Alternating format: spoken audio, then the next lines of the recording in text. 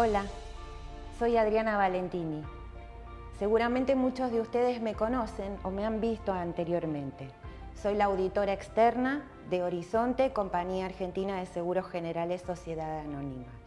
Miembro de la Comisión Fiscalizadora y asesora hace muchos años en distintos temas. Últimamente estuvimos trabajando en procesos, sobre todo en control interno, en fraude y lavado. Esta vez nos juntamos a través de este video porque necesitamos transmitirles cierta información sobre el sistema de control que la compañía tiene implementado para prevenir y detectar operaciones de lavados de activos y financiamiento del terrorismo. Si ustedes o algunos de ustedes hace años que trabajan en la compañía deben recordar que una vez nos juntamos, hicimos esta charla en forma presencial. Esta vez la compañía decidió hacerlo a través de un video, porque si bien no nos va a permitir interactuar mucho en este momento, lo vamos a poder hacer después, lo que sí les facilita a ustedes es encontrar el mejor momento para ver el video. Lo van a poder ver todo entero, en partes, si les resulta muy largo, volver hacia algún tema que les parezca interesante y después que lo terminen de ver les vamos a pedir que completen una encuesta de opinión. Queremos saber qué opinan sobre esta modalidad nueva de capacitación y sobre el contenido. Si están listos, empecemos. Cuando damos estas charlas en las empresas siempre surgen dos preguntas. ¿Por qué y para qué? ¿Por qué una compañía de seguros se tiene que dedicar a perseguir delincuentes? Porque en definitiva los lavadores de dinero son delincuentes. ¿No es una función del Estado? ¿No lo tendrían que hacer las fuerzas de seguridad, la policía, la justicia? Y es una pregunta muy interesante, porque en realidad esta obligación derivada a las empresas lo que hace es que tengan que utilizar recursos materiales y humanos para hacer estas tareas de control. Y estos tiempos no son buenos como para derivar recursos a acciones que en realidad la compañía considera que no son productivas. El problema es que el Estado no las puede detectar porque se ven en el día a día de las operaciones de las empresas. Para eso tendríamos que tener sentados al lado de nuestro escritorio un funcionario público y eso no es posible y mejor que sea así. Entonces, estas tareas se derivan a las empresas y a otras personas humanas y jurídicas que están sujetas o que son sujetos de control. ¿Por qué? Porque realizan actividades que son muy buscadas por los lavadores. Así, entonces, ¿cuál es la función de las empresas y de estas personas? Buscar indicios, inconsistencias entre las operaciones que los lavadores quieren hacer, su capacidad patrimonial y el origen de los fondos. Encontrando estas inconsistencias, lo que tienen que hacer es después reportar las operaciones al organismo de control. Y ahí el Estado se hace cargo. Ahora ustedes preguntarán si el Estado es eficiente en este control. Bueno, les diría que hay casos que ya tienen condena, otros que están en etapa de investigación y si la eficiencia del Estado en realidad depende de muchos factores, de temas políticos, de modalidades burocráticas, procesales. Así que en ese aspecto no nos podemos hacer cargo de lo que pasa después. Pero eso no quiere decir que no tengamos que cumplir con nuestra parte. Y no se trata solo de una obligación, sino de una conveniencia, como vamos a ver después. Y ahí surge la segunda pregunta, ¿para qué? ¿Esto es efectivo? ¿Es útil para Horizonte? Miren, esto es como si todos nosotros viviéramos en un barrio, cada uno en su casa. Nos llevamos muy bien, convivimos sin problemas y un día nos enteramos que hay dos ladrones sueltos. Son muy peligrosos, están armados y están siendo perseguidos por la policía. Nosotros como vecinos no podemos atraparlos, no tenemos cómo, ni tampoco podemos echarlos del barrio. Lo que ellos buscan es esconderse. Entonces, ¿qué podemos hacer? Y no más que meternos en nuestras casas y sobre todo cerrar las ventanas y las puertas. Si todos hacemos lo mismo, es probable que los ladrones no encuentren dónde esconderse y así la policía tendrá más posibilidades de agarrarlos. Ahora, si un solo vecino, uno solo, deja una ventana abierta, ya sea por descuido, por desconocimiento, o porque tiene algún interés especial, los ladrones van a lograr su cometido y se van a poder esconder. Entonces nos preguntamos, ¿y todos los demás que hicimos lo que teníamos que hacer estuvo mal? Yo les diría que no, porque en realidad logramos dos cosas. Primero, protegernos, a nosotros y a nuestra familia. Y en segundo lugar, no ser cómplices. El encubrimiento también es un delito. Lo mismo pasa en las empresas. Horizonte para ustedes es el lugar de trabajo, es la fuente de ingresos, donde ustedes desarrollan actividades legales en una empresa legal. Si no la cuidamos, si no cuidamos a la empresa, a sus directivos y a nosotros mismos, la podemos poner en graves riesgos, riesgos que son trascendentales. Después vamos a hablar específicamente de eso. Pero lo cierto es que por acción o por omisión, la empresa se puede ver involucrada en un delito y puede tener consecuencias muy graves. Entonces, la necesidad de control debe verse desde dos puntos de vista.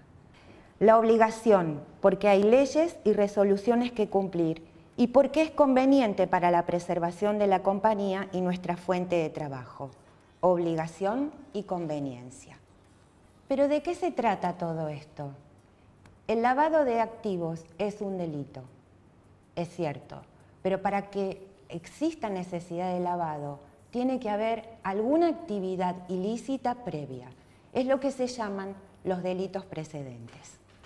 La falsificación de moneda, los secuestros extorsivos, la venta de armas, el narcotráfico, la trata de personas y la corrupción.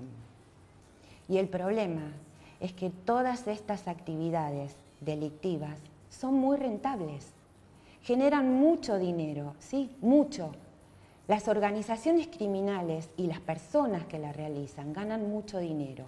Parte de ese dinero se reinvierte en la misma organización, pero gran parte quiere ser disfrutada, gastada, para obtener una vida de lujo. Pero para gastarla hay que mostrarla, y el mostrarla los pone en evidencia de que tiene un origen delictivo. Ustedes saben que a partir de enero del 2019, los bancos centrales de los países de la Comunidad Económica Europea dejaron de emitir billetes de 500 euros porque llegaron a la conclusión que facilitan el acopio de dinero proveniente de actividades ilícitas.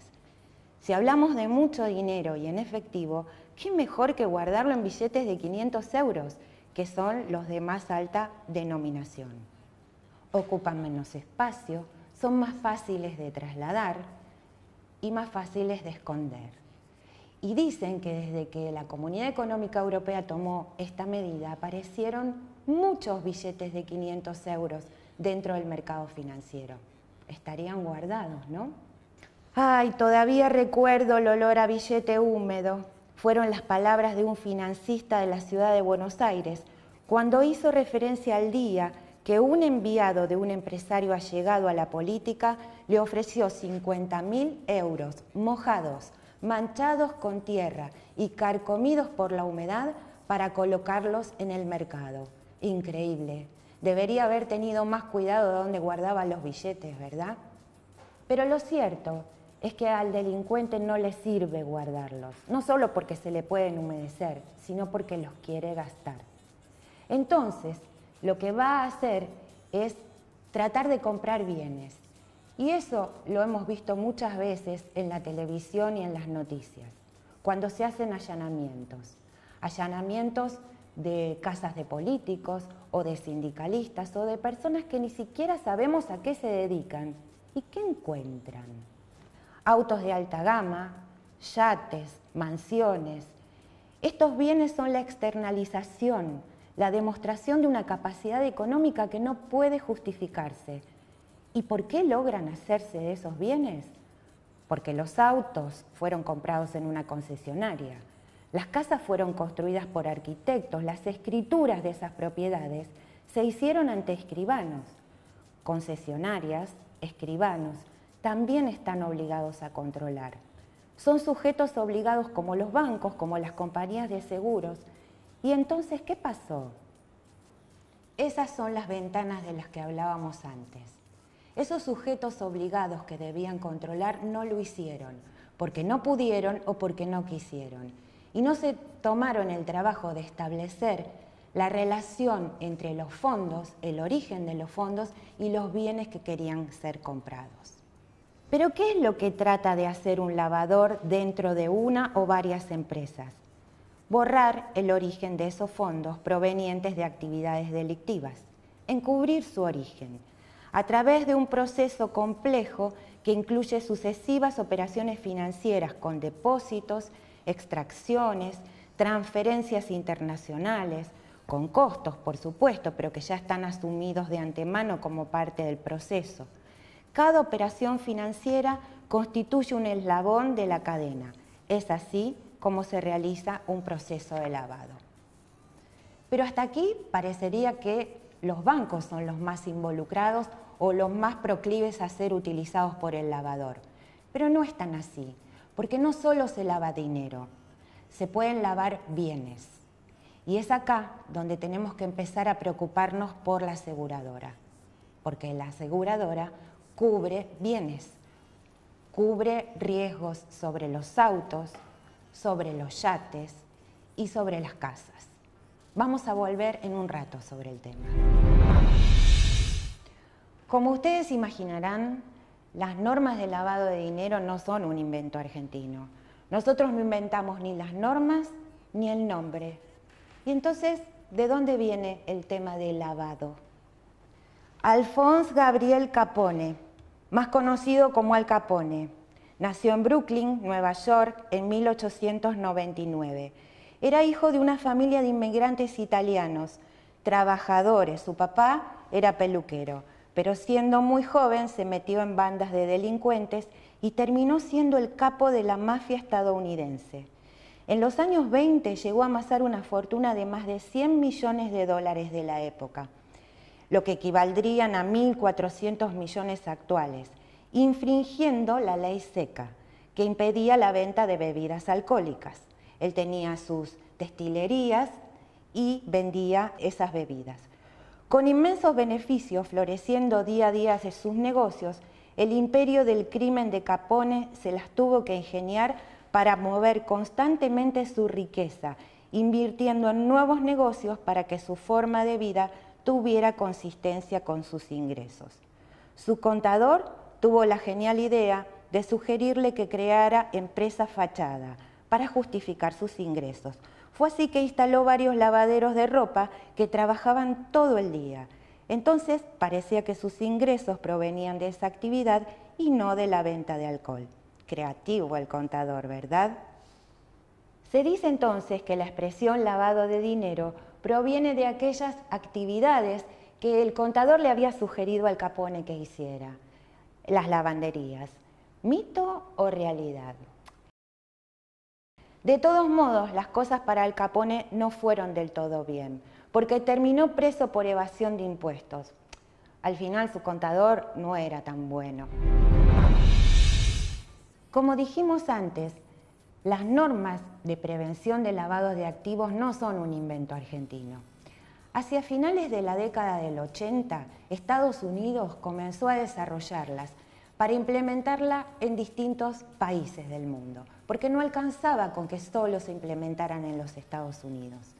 Era necesario que se desarrollaran a nivel mundial. Así se creó el GAFI, el Grupo de Acción Financiera Internacional, formado por el G8, las 8 economías más desarrolladas del mundo, que empezaron a determinar recomendaciones para el mundo y establecieron la modalidad más usual del lavado, distinguiendo 3 etapas. Etapa 1, colocación. Son los actos tendientes a llevar el dinero obtenido ilícitamente a un lugar diferente a aquel en donde se cometió el delito, en especial a entidades financieras.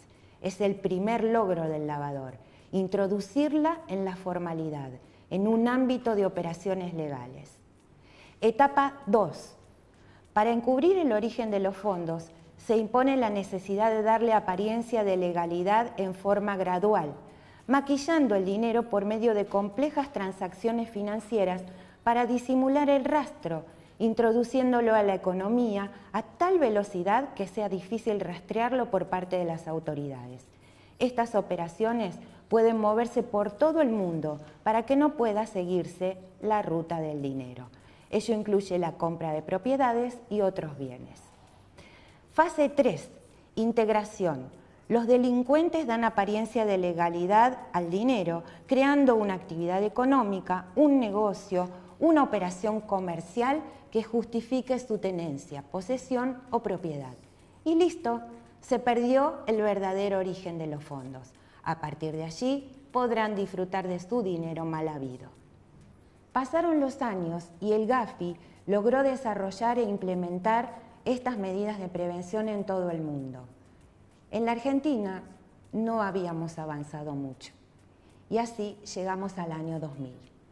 La Argentina, que hasta ese momento no había adoptado ninguna medida de prevención, comenzó a tener baja calificación en esta materia en términos internacionales. Estaba en una lista gris de países poco colaborativos y ello la perjudicaba en sus relaciones con otros países y con los capitales extranjeros. Es por eso que en ese año el Congreso de la Nación sanciona la Ley 25.246, que posteriormente fue varias veces modificada, pero que en ese momento fue un gran avance porque creaba la Unidad de Información Financiera, la UIF, como organismo de control. Tipificó el lavado en el Código Penal como un delito y especialmente porque en su artículo 20 definió quiénes eran los sujetos obligados. ¿Obligados a qué? A controlar, porque representan actividades que los lavadores prefieren para realizar sus operaciones. Bueno, ustedes recordarán el año 2000. La ley se sancionó en el mes de abril y se promulgó en el mes de mayo.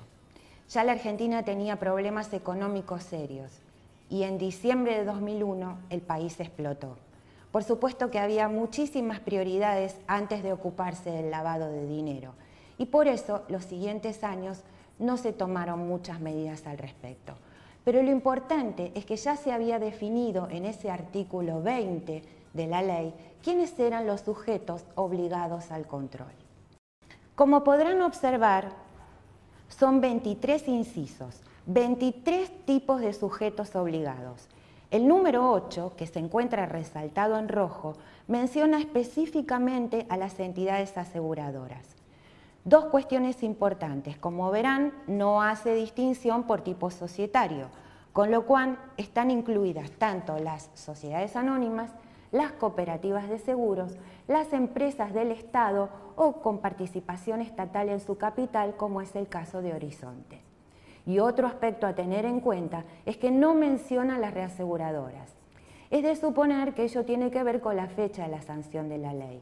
Hasta la década del 90, el reaseguro en la Argentina era estatal y monopólico, a través del INDER, el Instituto Nacional de Reaseguros.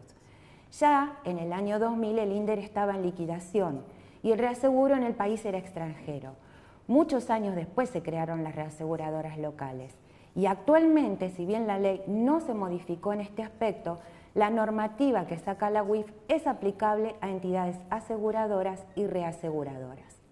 Un tema muy importante a considerar es la determinación del inciso 16, que también está resaltado en rojo, en el que habla de los productores de seguros y cualquier otro agente que actúe como intermediario, perito o liquidador de seguros. También todos ellos son sujetos obligados. Y esa mención que hace la ley es muy importante, porque cuando las operaciones de seguros se hacen a través de productores, la relación de la compañía con el cliente se hace más distante. Y es el productor el que tiene trato directo y es el que tiene que conseguir la información del cliente, los datos necesarios para que el sistema de prevención funcione. Acá no se trata de generar conflicto. Vamos a ver después cómo solucionamos este dilema para que la compañía no tenga problemas con sus productores, pero logre la información que necesita. Dijimos entonces que la ley creó un organismo específico de control, la Unidad de Información Financiera. Este organismo es el que emite las resoluciones con los aspectos de control que deben ser implementados. Para cada actividad tiene resoluciones específicas. En la diapositiva pueden observar la página web del organismo en la que figuran las resoluciones aplicables a la actividad aseguradora. Ahora vamos a introducirnos un poco más en conocer el sistema de control que tiene implementado Horizonte. El sistema está desarrollado gracias al trabajo del equipo operativo y una tarea increíble que hizo el área de sistemas, que desarrolló los programas para la captación y la organización de los datos. Porque de eso se trata, de datos de identificación del cliente. Ahora, los sistemas pueden ser muy buenos, pero si los datos son incorrectos o inconsistentes, el sistema no puede funcionar. Y es ahí donde ustedes pueden contribuir a que el sistema funcione mejor, en la captación de datos, en el trabajo que hacen todos los días y en el acercamiento al cliente. La clave es conocer al cliente, por eso los datos son estratégicos. Básicamente, el sistema se instrumenta con el nombramiento de un responsable que se llama oficial de cumplimiento. En el caso de Horizonte, es el presidente de la compañía. Debe contar con un comité de prevención y un equipo operativo que es el encargado de la implementación. El núcleo, como les decía, es la captación de datos para poder conformar un perfil de cliente y luego monitorear las operaciones que realiza con lo que se denomina control transaccional. La última modificación de la normativa agregó un tipo de control especial que se sustenta en un enfoque basado en riesgos. Ello implica calificar al cliente en función del riesgo de su perfil. Los clientes se califican como de riesgo bajo, medio o alto, y en base a dicha calificación se establecen controles más esporádicos o más frecuentes y rigurosos en un sistema que se denomina debida diligencia. El sistema se completa con los procesos de capacitación a todo el personal de la compañía, y ese es el objetivo que nos proponemos con este video. Luego, el área de control interno debe realizar pruebas de cumplimiento para verificar que el sistema esté funcionando correctamente. Y por último, la compañía debe contratar un revisor externo independiente que debe emitir una opinión fundada de manera anual a través de un informe que se presenta ante la UIF. Y ustedes se preguntarán si el sistema que tiene implementado Horizonte funciona, porque una cosa es que esté implementado y otra que funcione. Y yo les digo que sí, y realmente funciona muy bien. Pero de nuevo, si no completamos el sistema con datos, el sistema puede tomar decisiones equivocadas. Por ejemplo, hablemos de la suscripción de riesgos. El área de suscripción, ante la necesidad de otorgar una cobertura de autos, puede definir que no le importa a qué se dedica el asegurado, o si está casado o cuál es su domicilio real, porque lo que importan son los datos del vehículo a asegurar, ¿verdad? Sin embargo, para este sistema de control, todos los datos son importantes. Por eso no hay que obviarlos en ningún caso. Los datos están requeridos en los formularios y los formularios deben ser completados convenientemente. Y aquí una mención especial a la gente del área comercial. Decimos entonces que todos los datos del asegurado son importantes para su identificación y para el funcionamiento del sistema. Y ello implica también convencer a los productores que tienen que conseguir los datos y entregarlos a la compañía. Además de ser una obligación que les impone la normativa, ya no tienen las excusas que esgrimían en el pasado. ¿Qué dicen los productores? Pero ¿por qué me piden tantas cosas? Yo no voy a pedirle todo esto al asegurado. Ustedes son la única compañía que nos requiere tantos datos. La verdad es que esos argumentos ya no son ciertos. Podían serlos al principio, pero ahora todas las compañías tienen implementado el sistema de control y le exigen a sus productores que le entreguen los datos. Acá no se trata de generar controversias. Lo que tenemos que demostrarle es que el productor es sujeto obligado y que, como decíamos al principio, es obligación, pero también es conveniencia. Si juntamos los datos y si los compartimos, los productores también van a correr menos riesgos. Veamos ahora un poco qué significa determinar el perfil del asegurado. De nuevo, fíjense cómo en estas definiciones son importantes los datos reales del asegurado. El perfil se determina considerando parámetros como la cantidad y tipo de operaciones que realizan con la compañía. No es lo mismo un asegurado que contrata una cobertura de su auto que quien solicita un seguro de caución para hacer una obra pública. Montos de prima acumulada, fundamental para entender qué volumen opera con la compañía y poder establecer luego si esas coberturas resultan acordes a su situación patrimonial. Justamente, otro de los parámetros es su capacidad patrimonial, que la conoceremos estableciendo su actividad. ¿A qué se dedica? ¿De qué trabaja? Por lo tanto, cuando se solicita que informe su actividad, no basta con que exprese algún término general como empleado o comerciante. La definición tiene que ser más precisa. Los perfiles son como cajas o sectores virtuales, donde son agrupados los asegurados que poseen características similares. Una vez que esto sucede y el sistema los agrupa, cuando un asegurado intente hacer una operación nueva, el sistema va a determinar si esa operación es consistente con el perfil predeterminado y si no lo es, habrá un reporte de inconsistencias. Si en algún momento solicita alguna cobertura que es inconsistente con ese perfil, el sistema genera una alarma en un reporte que se denomina reporte de inconsistencias. Por ejemplo, un asegurado que tiene hace varios años su seguro de auto particular y que tiene un gasto de prima X por año y que es un empleado, de pronto solicita una cobertura para una flota de camiones. Eso no quiere decir que sea un lavador, no, solo que la operación que intenta realizar es inconsistente con su perfil. Con el reporte de inconsistencias que genera el sistema, el equipo de trabajo tratará de indagar sobre el hecho y buscará alguna explicación. Por ejemplo, el señor recibió de su padre, que acaba de fallecer, el negocio de transporte y por ello se ha hecho cargo. O bien dejó su anterior empleo y comenzó a trabajar con su papá en el negocio y se está ocupando de los seguros. En ese caso está pidiendo una cobertura por cuenta de un tercero, a quien también habrá que identificar. En definitiva, si la operación tiene su explicación y se diluyen las sospechas, el equipo de trabajo cambia el perfil del asegurado para que desaparezca la inconsistencia. En cambio, si la situación no tiene explicación y no puede determinarse el origen de los fondos que permitieron adquirir los bienes que se intentan asegurar, el oficial de cumplimiento deberá realizar un reporte a la UIF. Ese reporte se denomina ROS, Reporte de Operación Sospechosa, en la que se brindan todos los datos para que el organismo pueda continuar la investigación. Pero, ¿qué debemos hacer después de reportar una operación? ¿Qué debe hacer Horizonte después de un ROS? ¿Debería otorgar la cobertura igual? Miren, eso depende de la decisión del oficial de cumplimiento y lo tendrá que debatir con el directorio de la empresa. Por eso, el oficial de cumplimiento siempre es un director y en el caso de Horizonte es el presidente.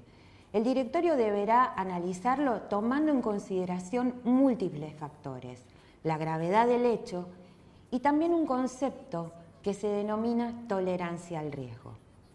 Las empresas son conducidas por personas y las personas le dan a la empresa una modalidad, una cultura, una forma de hacer negocios.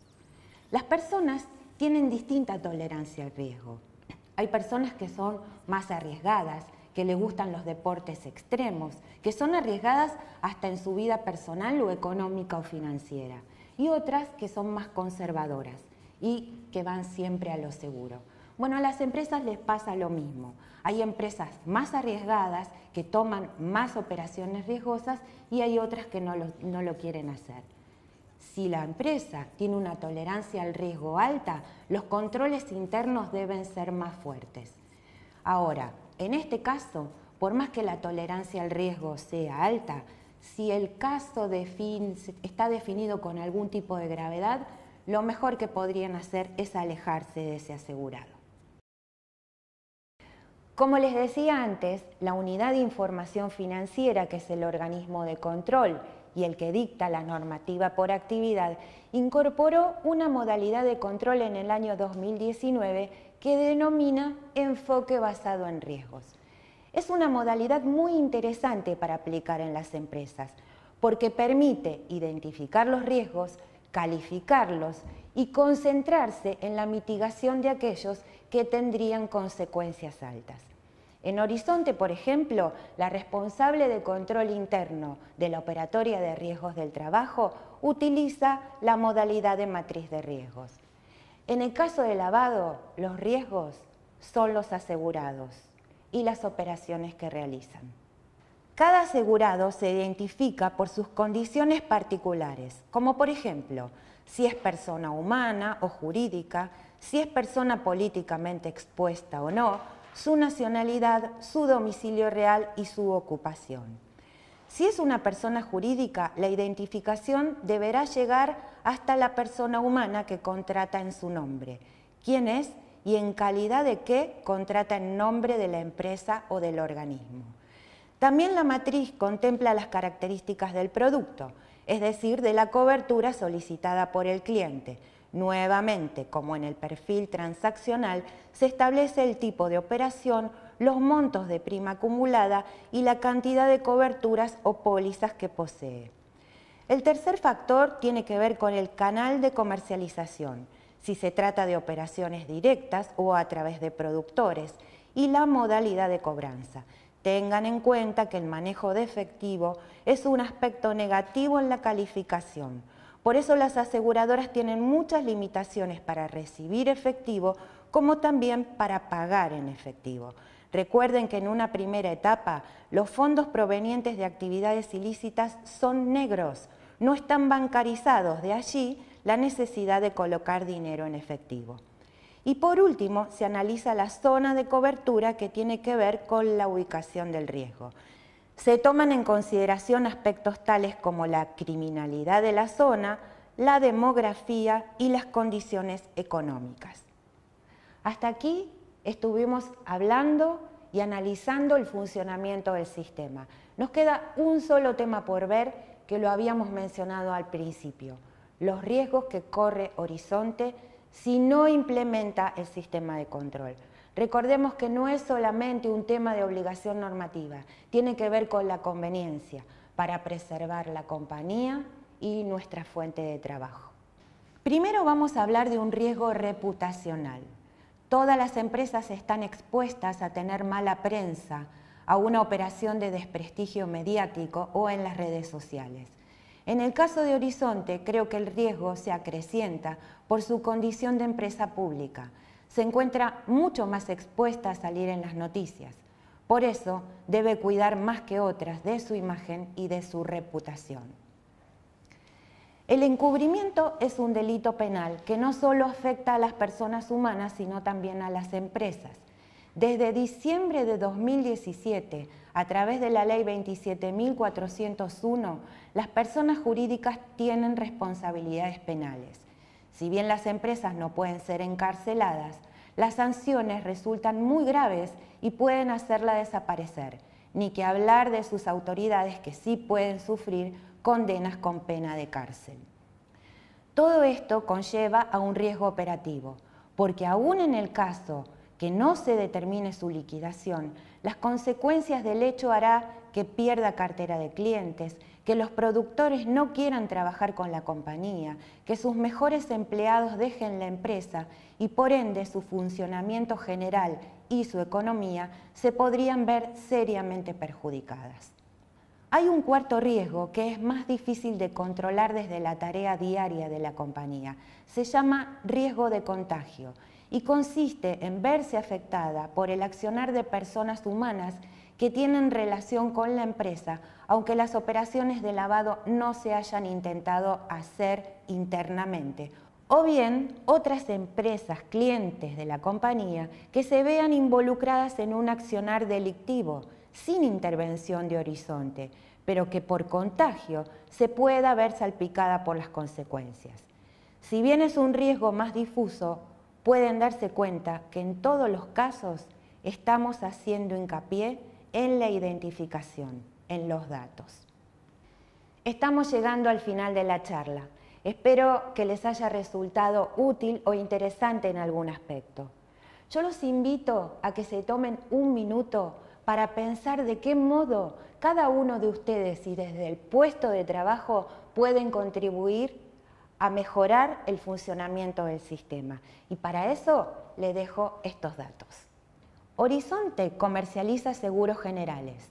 Los seguros de vida son riesgosos y propensos para ser utilizados para lavar dinero si poseen un capital asegurado alto o son seguros con capitalización que permitan retirar dinero en forma anticipada o a la cancelación de la póliza.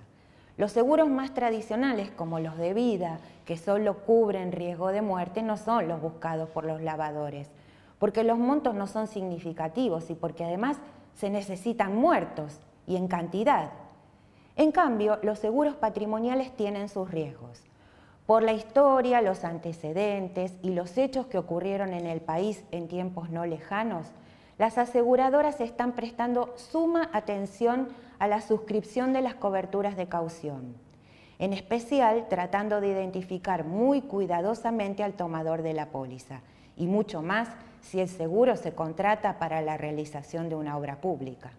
Así, por ejemplo, se indaga sobre sus antecedentes, su grado de cumplimiento en obras anteriores, su capacidad técnica para realizar las obras, su comportamiento de pago y también si ha salido en las noticias. Y en caso de seguro sobre bienes, hay que considerar que el lavador lo que quiere es obtener el cheque indemnizatorio de la compañía por su siniestro. Si el bien fue adquirido con dinero proveniente de actividades ilícitas, su desaparición o destrucción lo convierte automáticamente en dinero limpio, proveniente de una cuenta bancaria de la compañía de seguros que realiza actividades legales y sujetas a controles del Estado. ¿Pero el lavador se quedará esperando que el siniestro suceda? ¿Y si no sucede? Seguro que no lo hará, lo va a provocar. Pero provocar un siniestro es un fraude, que es otra actividad delictiva que debe ser controlada. La mayoría de los casos de lavado de dinero en seguros, el delito precedente es el fraude. Pero eso será tema para otra charla. Hasta aquí llegamos. Gracias por haber estado ahí y los veo pronto.